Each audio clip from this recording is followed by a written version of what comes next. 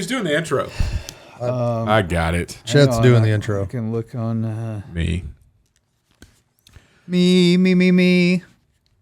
You're off key. No, I'm not, but you can kick it. Yeah, kiss it.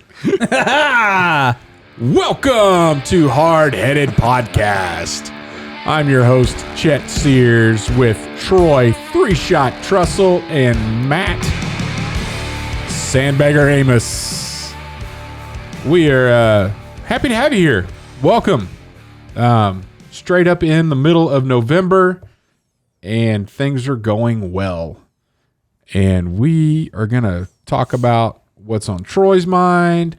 We're going to get into the top 3 U.S. battles because it is Veterans Day. That's going to be our top 3. Right on.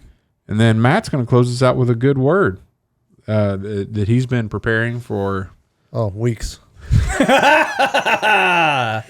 right. Troy, man, what's on your mind? Before we get there, you know what I just realized? No, I do not know what you just realized. 3 more years. Until what? Election day.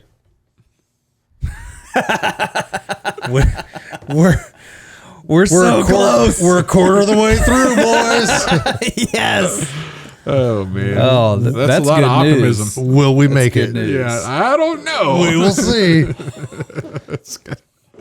A lot's happened in the first year. All right. What's on your mind? We'll see. Anyway, so it's not a big secret that I don't really like country music. Okay. Right? Yeah. And I missed that episode because I was in the hospital. Yeah. But I did share 3 country music songs on our Facebook page. And they made it onto our playlist that you could find on Spotify. On Spotify. That's Hardheaded podcast playlist of country music playlist. Yes. Yeah. That a bunch of our listeners contributed their top 3 country songs. Right. And So I listened to that playlist while I was my last mow of October. Oh, very good. Got me through. Very good. Yeah. So, but I have a confession to make. You do like country music. No. Kane Brown's your favorite. Is that his name? I think, yeah. Yeah. No, I'm still not really a country music fan, but there's a couple of guys Who are up to no good? No. Started making trouble in my neighborhood. No. That's good. No, there's a couple of guys that are Christian music artists that I swear could be country music artists, but they're some of their music tends to sway a little southern rock that I can really dig and get into. Who? Rhett Walker and Zach Williams. They have a country flair. I don't even know who these people are. So Zach Williams does the Bones Rising song, and what's his other famous one? Dang it, I can't think of it right now. But then Rhett look who's talking, and then Rhett Walker does gospel song. Have you heard that one? No. Ain't nothing like a gospel song. That song? You never heard that? No. Oh, come on, guys, you got to get with it. All right, you listen to K-Love? No, I listen to there's an Apple playlist called Today's Christian Music. I just put that bad boy on shuffle, and if it's a little too like gospel choir-y for me, I don't really dig those, so I just hit the button. What was Rhett Walker's song? Rhett Walker, gospel song. He also has another one called Believer. I can't believe y'all haven't heard these. What's Zach Williams' song? I'm gonna have to look it up. Oh, okay. Well, I'll be honest with you because I typically would listen to the radio to find new music. If I don't know if that's really even true, but from a Christian music perspective, there's like that K-Love station that's out there, and in all honesty, I'm not a fan. Well, I'm not either. And I just like. Well, because I listen to if I have Christian music, I listen on my just stuff I already know through iTunes. I don't have like now I'll find a new album that one of the artists already follows out, and I'll pick that up. By the way, this happened. just last week. We're depending on what mood my daughter's in when I take her to school. Whether or not we listen to my preference, which would be talk radio in the morning on the way to school, or we'll pick a song for her. And then she was like in this mood where she didn't want to pick a song, but she needed a song. So I'm like, I'm going to go back in the memory bank here and go find this song from like 1997 by a band that I really liked, and found it, played it. It worked. She got in a better mood. And then while I was there in the drop-off line, I looked, and their last album they put out was like in 2003. Boom. They dropped an album, 2021. Oh, I'm like, nice. Dude, this has got to be awesome. It stunk. They turned to communists. Oh, no. And they had all these commie songs that they were singing, like total not anything to do with Christianity anymore. Like they were singing songs about the border wall, and they're singing songs about climate change, and they're singing songs about I'm like, this is, and I'm like, the first song I was like, there's no way. Like this is just like, maybe I'm just getting triggered here because they say, no, let me just go to the next. Oh, it's worse. Let me go to the next song. Oh my gosh. Like this is exactly what they're playing like in China right now. Like hate America. That everything was bad. That sucks. What's the name of the band? 5 Iron Frenzy. Oh yeah, you turned me on to them a while ago. Yeah. Listen to their old stuff, not their new stuff. Got a couple of commies sitting here. Yeah. I'm sorry. I just totally No, that's okay. And I mean that like what there's a lot of bands like hardcore metal bands in the Christian music industry that have like lead singers have renounced their faith and turned their bands into secular bands. That's the new thing. That's the new thing. Yeah, it's a new thing to do. I guess that's what they did. They just became commies. Yeah. It's ridiculous. But to contrast that, there are people in the secular world that are coming to know Christ and going out on their own and then going back to their bands and like, preaching the gospel, behind, backstage to VIP people that, it's just, that's cool. It's kind of a good contrast there. Did you find that song that you? Yeah. So Zach Williams does Chain Breaker. There Was Jesus, Fear Is a Liar, Old Church Choir. These are I've heard those. Those songs. are some of his older ones. The Bones Will Rise, man. I can't find that one. Maybe it's not Zach Williams. I don't know, but it's a great song. It's basically about God uses the bones to rise up. Is that to create that army in the Old Testament? Yeah, there's it's about that. Yeah, but anyway, so I listen to Christian music probably about 85% of the time, and I use my iTunes app because I got to be able to pick it. I'm with you. I don't like secular radio either because they play the same daggum songs over and over all week long. Yeah, at least you can change the station though. And because there's like a decades worth of stuff, different decades worth of stuff that you could probably kind of bounce around. But man, you get on Christian radio, it's the same song, even if it's a different Christian radio station. Like, come on, and a lot of it stinks. Yeah, well, and when Air One first came out, they were like good. They were playing like Disciple and some hard rock stuff, and then they got soft. I'm like, what? Why'd you get soft? And then they're like, oh, we don't do commercial breaks because we're like dedicated to music. No, you're just dedicated to talking all the time. Oh, and then you have, man, we're railing on some Kayla. That's okay. But then you have like the week or 2 weeks where they're raising money. Oh, no. I can't do it, dude. Nope. I can't do it. But we're railing on them, but they do good. There's a lot of testimonies of, hey, I was listening to this. I was in a dark place, yada, yada. Good stories come out of that. People's hearts are changed. So I don't listen to them, but I'm glad they're out there so that other people can. They just don't play your flavor. Exactly. And that's okay. There ain't nothing wrong with that. They don't have to. Yeah. What were your top 3 country songs? Where the Sidewalk Ends, George Strait. Yeah. Make You Break Your Heart. No. Watermelon Crawl. No, you're making me forget now. Friends in Low Places. Yeah. Garth Brooks. That's not on the playlist because he doesn't release his stuff to stream. Right. And then If That Ain't Country, David Allan Coe. Yeah. Because he says it in the song. This is the best country song ever. His friend tells him, if you add these 4 things. No. That's Yeah. not the same song. Yeah, it is. No. I don't think so. I'm pretty sure. I'm pretty sure it's not. What's her name? Jamie? Jamie's got to look all this stuff up. I think you're talking Hank Williams. Is Yeah. it the one anyway, I was drunk the day my mom got out of prison? Yeah, that's it. Yeah. That's not David Allan Coe, is it? I think that's Hank Williams, right? No. Or Junior? Dude, I looked it up. I used to have the album. I know what I'm talking about. I don't. So anyway, while he's looking it up, let me tell you a little story. Back in... That ain't the song. Oh. Dang it, it's not the song. I told you it wasn't. All right. Well, look up my Facebook post. Maybe that's not the number one I put. Who was it? It was still No, David Allan Coe. If that ain't country, I'll kiss your... That's not the right. song. Oh, I thought you were looking up the other one. I was proving him wrong. So he proved me wrong. Okay. Now look up the song that I'm talking about. Yeah. Because maybe I just wrote the wrong song or... You never called me by my name. That's David Allan Coe. Yes. Yeah. Yeah.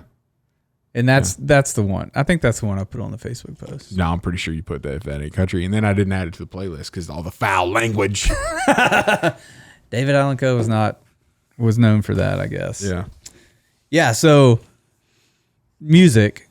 I listen to music a lot, and I just want to share a quick story. Back in 2008, when I decided to follow Christ, about 2 weeks into that, I kept having a struggle with the music I was listening to because I've always been a metalhead, grunge, hard rock guy, and I didn't want to really give that up. And so I kept, gut feeling, voice in my head, telling me, hey, just give this up. It's not, you don't need it anymore. And I really fought that for about 2 weeks.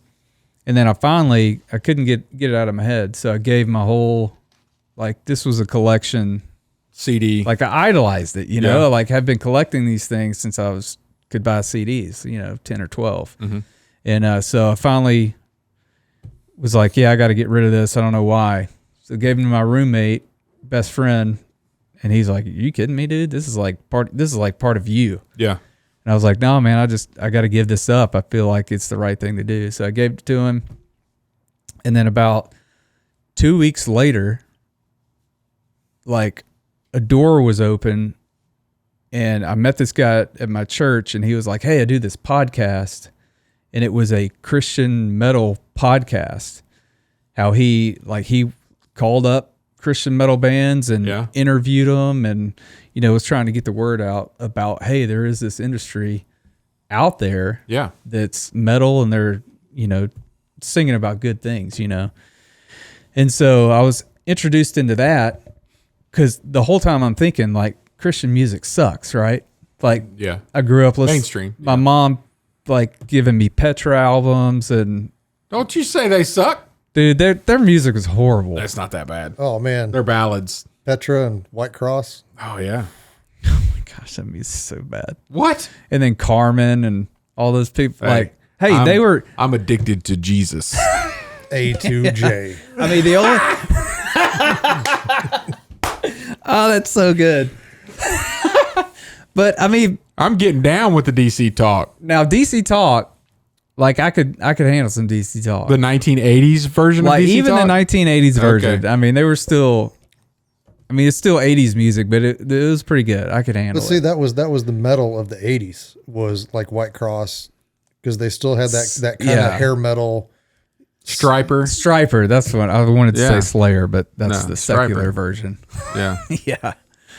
Yeah. So anyway, but after that, well, even before I met the podcast, my friend Wayne, 2 weeks without all that music, I could just see a difference in myself. Because whether or not things have influence in our lives on us, what we're listening to, what we're watching, things that are going in or coming out, or they're staying in and we're thinking about it. Right. That's biblical, sir. Right. Mm-hmm. Exactly. So once I got rid of the music, yeah, I was just like a different person because those certain songs would trigger things in my past. And, you know, when you come to know Christ, your old self, that dude's dead. You know, you need to let that guy go. Right. And you're a new creation in Christ. And so once I gave that up, it was just a big weight lifted off my shoulders. And then God introduced me to, hey, there's some music of your taste that you can go out and listen to and create new memories with it, you know? Yeah. So yeah, it was good. That's cool. We ought to make that a top 3 one time. Top 3 Christian metal bands. And Troy would be the only one that had anything to contribute. Yes. No, I think Skillet. Skill's good. I've actually seen them a couple times in concert. Pretty good. They came through Wichita in October. Yeah. Well, they came through 2009. They came through Tyler, and I drove there and filmed Deciphered Down was opening for them, and I filmed them for my buddy's metal podcast. Oh, okay. Yeah, so that was pretty cool. My kids are big Skillet fans. Got to go backstage, and then Skillet performed, and the drummer was like on a Tommy Lee drummer thing, and she was like, she didn't spin all the way around like he did, but she was like moving, and they had a violinist on each side that were on lifts and stuff. They put on a pretty good show, and there was one dude in the audience snuck in an iron skillet and held it up, and you know, the lead singer was like, man, that's awesome, he's got a skillet in here. It was pretty cool. Yeah, so that's my story, and I'm sticking with it. That's what's on your mind. All right, let's take a break, and we'll... Man, I had so much more. What? Now we're so much more what? Audio Adrenaline. They're not metal. Yeah, you know the story behind the lead singer? No. Lost his voice and just quit the band. Like, and he'll say, like, I think it was from the Lord, and it moved him into something else that he wanted to do. Yeah, and then or that God wanted him to do. Then one of the Michael Tate from DC Talk went over there to Audio Adrenaline. Yeah, for a little while. No, still now. No. Yep. And then was it Audio Adrenaline he went to, or the Newsboys? He went to Newsboys. The other guy went to Audio Adrenaline. DC Talk. The 3 guys, like, you still have Toby Mac, but the other 2 went to 2 different already established bands. Okay. Yeah. Yeah. Tate, it is Newsboys. Tate went to Newsboys. The other guy. That was probably Kevin something. Yeah, it's like a. Sorry, Kevin. Yeah, he was on a Babylon Bee podcast about a year ago. Oh, nice. Yeah, it's kind of funny. They were asking him all kinds of, like, what if I stumble? What if I fall? Yeah, they were doing. It was crack. What if I those guys are lose funny. myself and make fools of us all. Make fools of us all. That's awesome. I didn't know you were so in tune to all this kind of stuff. Man, his dad's a I thought you were just preacher. listening to 107.9 Country Gold. I do listen to quite a bit of that, but you know, I've got DC Talk on my playlist. I do like Carmen, and matter of fact, like from back in the day, I have a few of his videos because he was an entertainer. His videos are good. Like, I will say that. Like the way that he tied his songs into a sermon, into the way that it led through an entire concert was really impressive. He just passed away this last year. Yeah. Yeah. I really enjoyed his music. But DC Talk probably was one of the Chet. better concerts that I've been to. You remember that? The Champion? Yep. 8.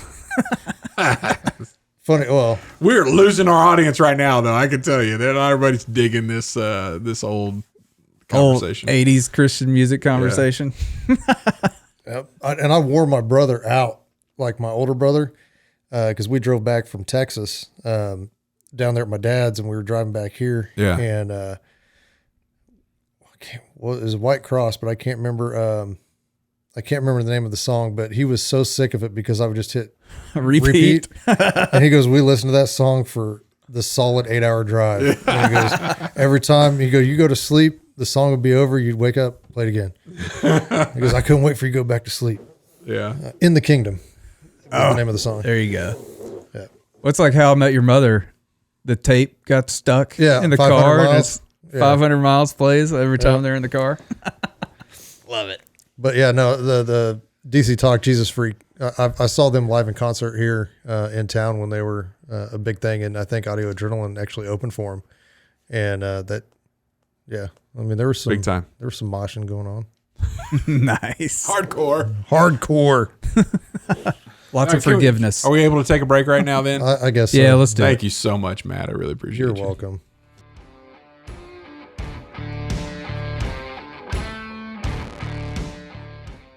(1783), the first victory. Victorious in war, this year sees America earn her independence. At Admiral's Pennant, we celebrate victories at the end of war. 1783 is the first of many such celebrations in our nation's history. This is an elegantly refined blend of sandalwood, cedar, and tea tree. The subtle, lingering, woody scent of the sandalwood, light cedar, and the top notes of tea tree is the essence of masculinity, honoring the men who fought and continue to fight to provide us our independence. Check it out at admiralspennant.com. Without it, you might as well shave. And we're back. We are back. So it's a little trying to build some tension. Oh, okay. And we're back. Good job. Tension built. I don't know if that's tension. That's more PBS. Matt, why don't you give us the top 3 U.S. battles? What do you have in your formerly nicotine-stained hands? We have number 3. All right. Chosin Reservoir. Frozen Chosin. The frozen Chosin. This is in the Korean War, yes. Right? Yep. And you didn't know it was in the Korean No, War. I had no idea. That's great. He knows some things. It's kind of crazy. Marine battle, obviously. Obviously, all of these are going to be Marine battles. I mean, because they're the ones that matter. Cold. What these guys went through.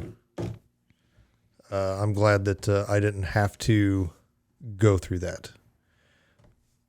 They call it the Frozen Chosin for a reason, and there's a new documentary, I believe, just called The Chosen, not to be confused with The Chosen. The Chosen. TV show about Jesus. Yes, but it is about that conflict, and it was really good. Number 2 ended up being on one of my top 3 country songs, the Battle of Belleau. Yes. There were so many things that came out of that battle. Sayings about the Marines. The devil dogs, right? And that's where the term was coined. Devil dogs was because the Germans said that we fought like devil dogs, like we were possessed. And we'll take that. Yeah, that is how we fight. And so now they actually that battlefield where it was fought is actually now called I forget exactly the terminology, but it's basically like the field of the Marines, basically. Mm-hmm. And there is a memorial to that.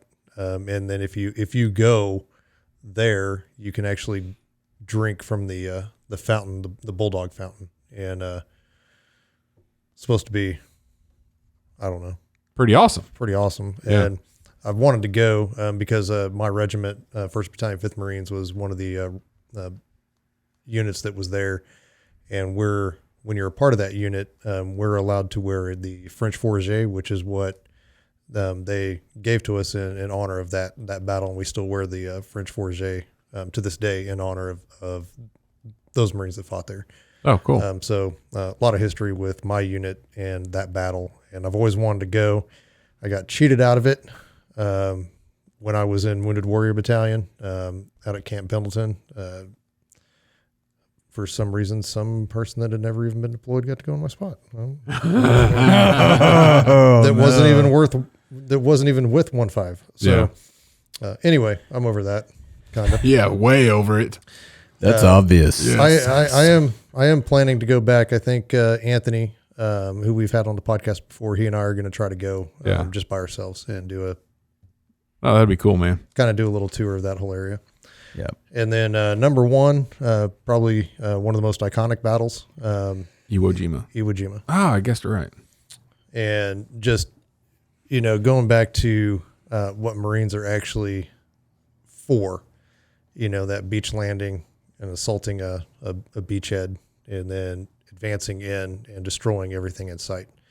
And they did that flawlessly. I mean, they crushed the crap out of the Japanese on that island.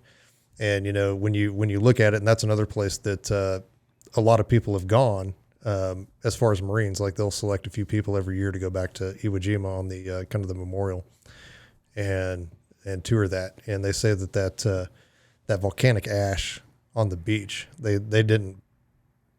had no idea. They really had no reconnaissance, like good recon on this place. And so when they got off all the gear and everything, I mean, there was no running through the beach. I mean, it was, you know, slogging through this stuff, and all that weight would push down. They couldn't even dig, you know, fighting holes because it would just fill itself back in. And so you're basically just ambushing this whole place with no real good cover. And obviously the raising of the flag on Iwo Jima. But there was 27 Medal of Honors that came out of that. Wow. 14 of them were posthumously. And 22 of those being Marines, 5 sailors, 4 of which were corpsmen. Yeah. And there's one still living, and his name is Herschel Williams. And we all call him Woody. And I've met him a few times and got a few pictures with him. So, pretty honored to meet that guy. And there is I went to one dinner and there were, 4 or 5 Medal of Honor recipients from, you know, World War II and Iwo Jima. And here I am, you know, just a dude, you know, missing some legs, but, you know, with these guys who were genuine, like heroes, you know, and went through way worse than what I ever could even imagine. Yeah. Because back then, you know, they didn't have the stuff that we have now. And they weren't getting helicoptered out. Yeah. I mean, the injuries that I had today, if they had back then, they were gone. Yeah. So, pretty amazing the advancements that we've made since then to, you know, from point of injury to being evacuated. You know, they call it the golden hour, and 45 minutes, you know, and you're in a field hospital getting treated. So expectancies are a little bit better today, but those guys were the real deal. So that's my number 1. All right. Very good. Good list, man. Good list. I will go next.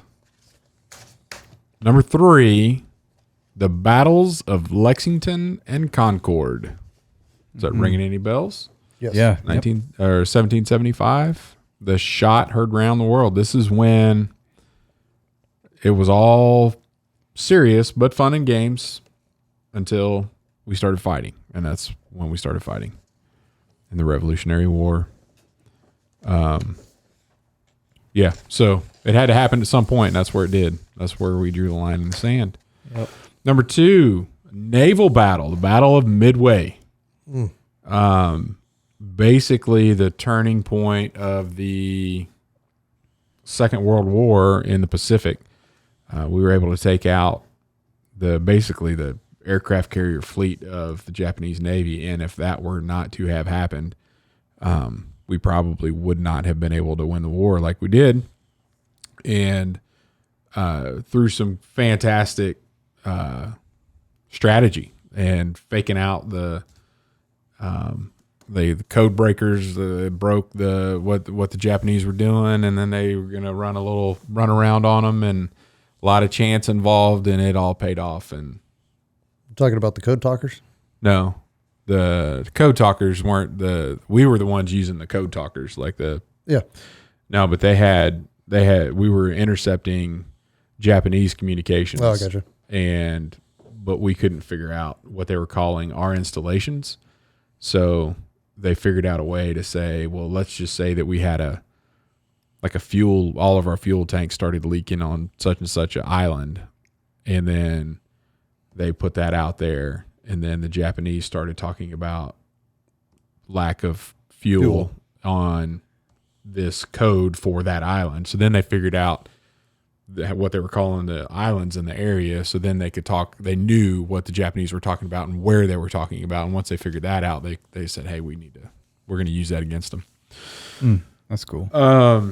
Number 1 actually has a song about this one too. The Battle of New Orleans. And this is the War of 1812. They actually fought is in January 8th, 1815. This is pretty awesome. I'm not going to sing the song to you. No. But you want to talk about a whooping. The Americans had roughly 60 casualties, and the British suffered over 2,000, including their two highest ranking members on the battlefield.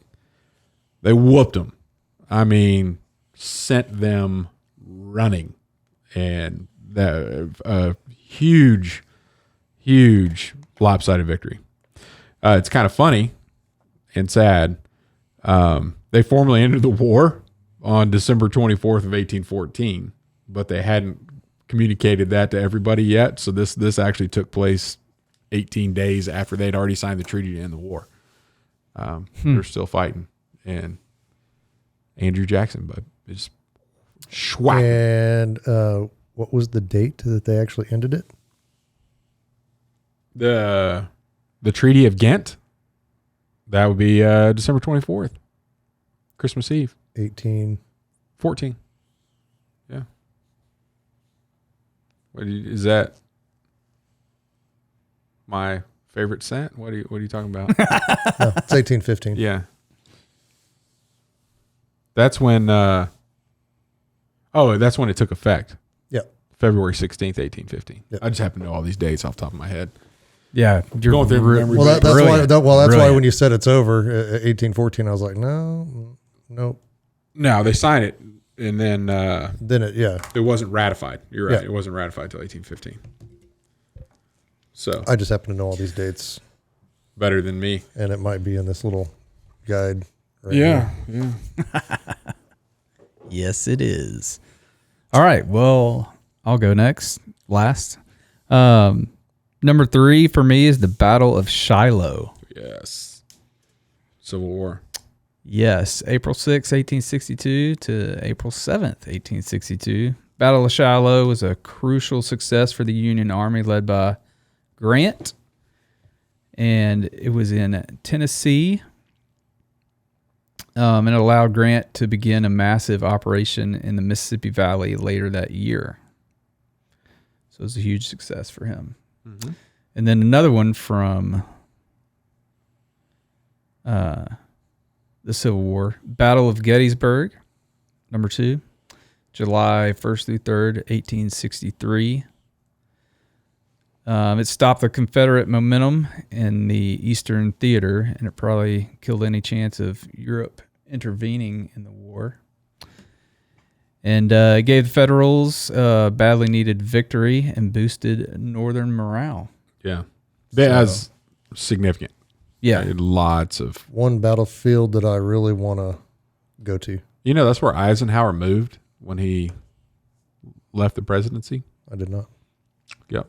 He could actually, his house is part of the federal park, Historic whatever it is. Site or whatever. No, it's like a, not a preserve, but it's like a federal park. It's under the National Park Service. Yeah. And his house that he lived in there is part of it. You can visit it, tour it. I'd like to go there. That'd be awesome. I kind of always had the idea of doing because these places aren't that far apart. A lot of the Civil War battle sites, doing like a trip kind of thing. That would be fun. Yeah. And Shiloh's on mine was number 3 because, my great aunt lived in Tennessee and we actually visited that battlefield as a kid. Yeah. More than once. You can do this with your kids, and their great uncle Bob, P. Ridge, is 20 minutes from his house. Oh, we need to go to that battlefield there. Yeah. I think we got one more summer left there. There you go. Or so, maybe. We'll see. And then number 1 is the invasion of Normandy, June 6th, 1944.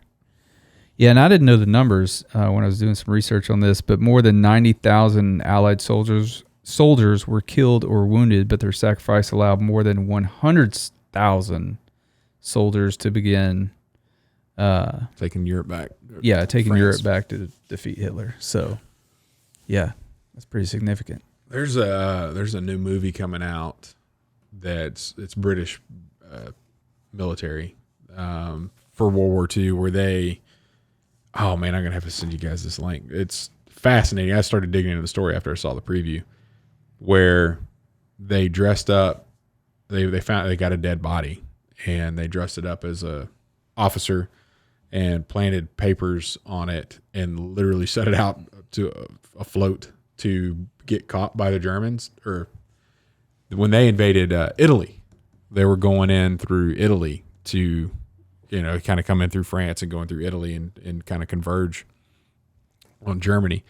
Of course, Italy was a Axis. They were the enemy, and but they planted all this stuff to get them thinking about some invasion that they're going to do somewhere else, and hope that the enemy would take the bait and prep for the secret stuff that they happen to find on some dead body, and hoping that they took it, and they had this big plan that kind of went that way. And they did a lot of that kind of stuff with Normandy as well, like put inflatable tanks. They built them out of fabric and inflated them and made them look like they were staging stuff way over down the other way, where if they were coming across the channel, it'd be a different part, so that they would go fortify all of that and not be where they were going to try to come in at Normandy.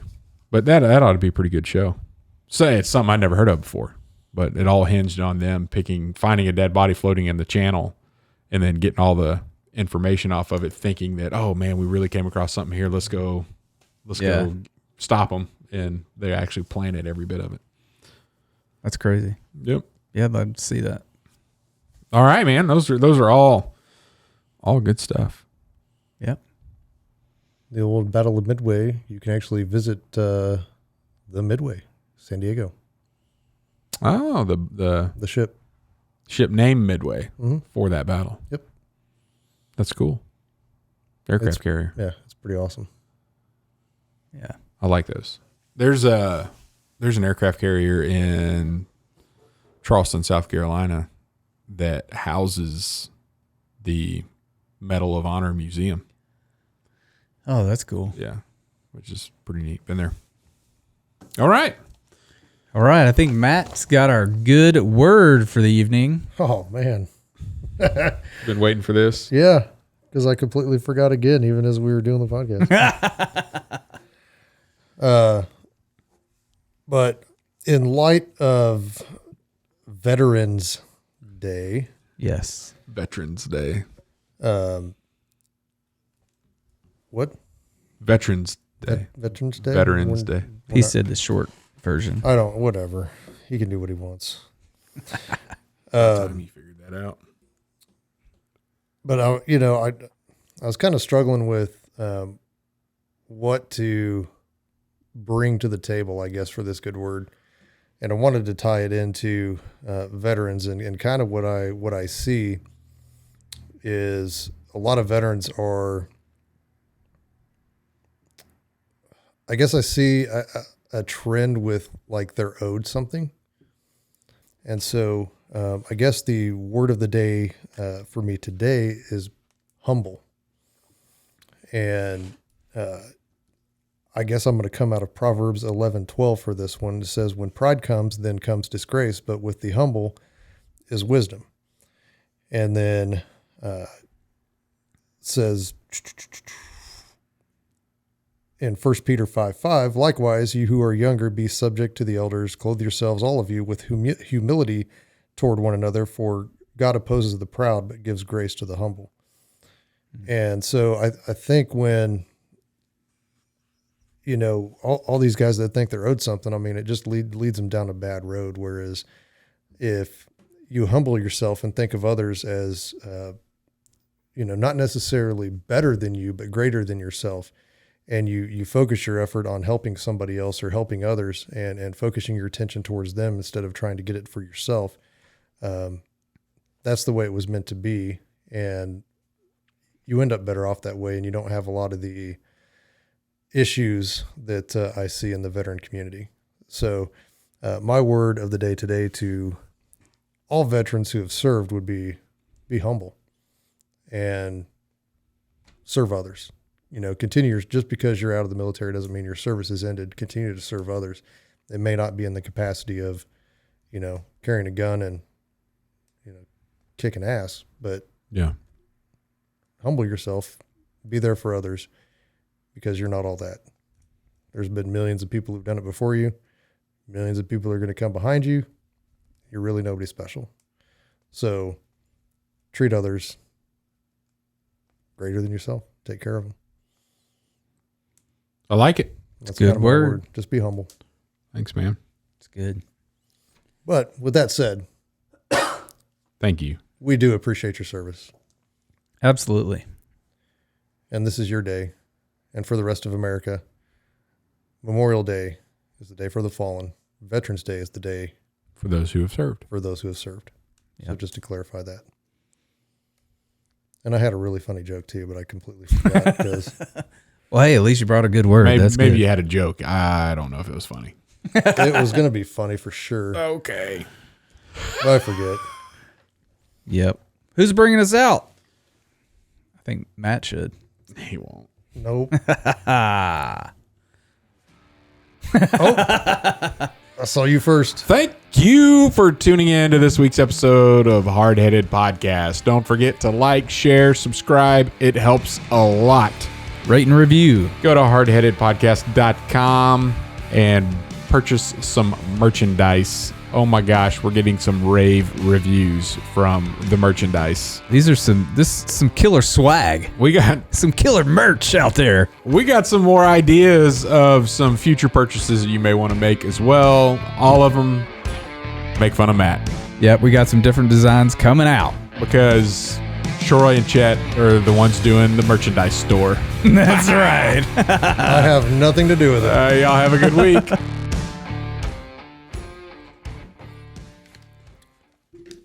You know what it was? I just figured it out. What is it? So we have November 10th. Which is the birthday of the Marines. Yeah. Because there were no veterans before the Marines. I get you. Because the Marines were the first branch of the military ever created. No, but we're the best and there just wasn't any veterans before we were created.